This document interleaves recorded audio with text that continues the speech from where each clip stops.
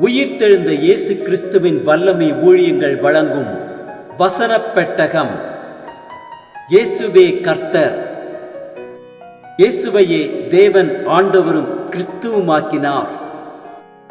இயேசுவே ராஜாதி ராஜா, கர்த்தாதி கர்த்தா. கிறிஸ்துவே மரித்தோர் மேலும் ஜீவனுள்ளோர் மேலும் ஆண்டவர். கிறிஸ்துவே போதகரும் ஆண்டவருமாயிருக்கிறார். வசனப் பெட்டகத்தின் இன்றைய தின கருப்பொருள்: கர்த்தருக்கு பயப்படுதல். அல்லேலூயா! கர்த்தருக்கு பயந்து அவருடைய கட்டளைகளில் மிகவும் பிரியமாயிருக்கிற மனுஷன் பாக்கியவான். கர்த்தருக்கு பயப்படுதலை குறித்ததான வேத வசனங்களை பார்க்கலாம்.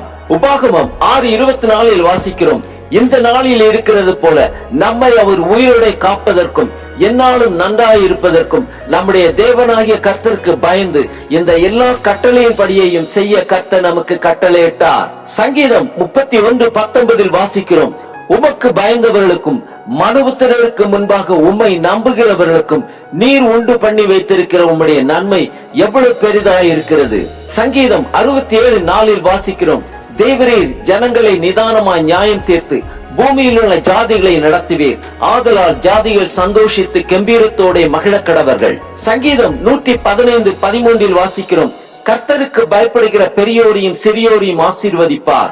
சங்கீதம் 128:1-4 வரை உள்ள வசனங்களில் வாசிக்கிறோம்: கர்த்தருக்கு பயந்து அவர் வழிகளில் நடக்கிறவன் எவனோ அவன் பாக்கியவான்.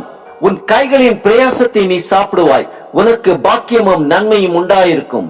உன் மனைவி உன் வீட்டோரங்களில் கனி தரும் திராட்சை கொடியை போல் இருப்பாள். உன் பிள்ளைகள் உன் பந்தியை சுற்றிலும் ஒலிவமர கன்றுகளைப் போல் இருப்பார்கள். இதோ கர்த்தருக்கு பயப்படுகிற மனுஷன் இவ்விதமாய் ஆசீர்வதிக்கப்படுவான்.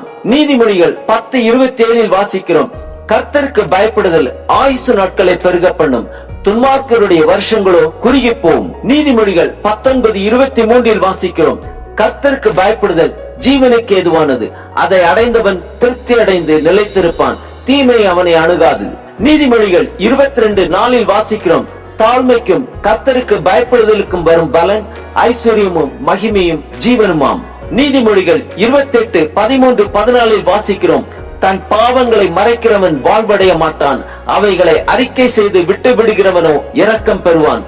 எப்பொழுதும் பயந்திருக்கிறவன் பாக்கியவான், தன் இருதயத்தை கடினப்படுத்துகிறவனோ தீங்கில் விழுவான்.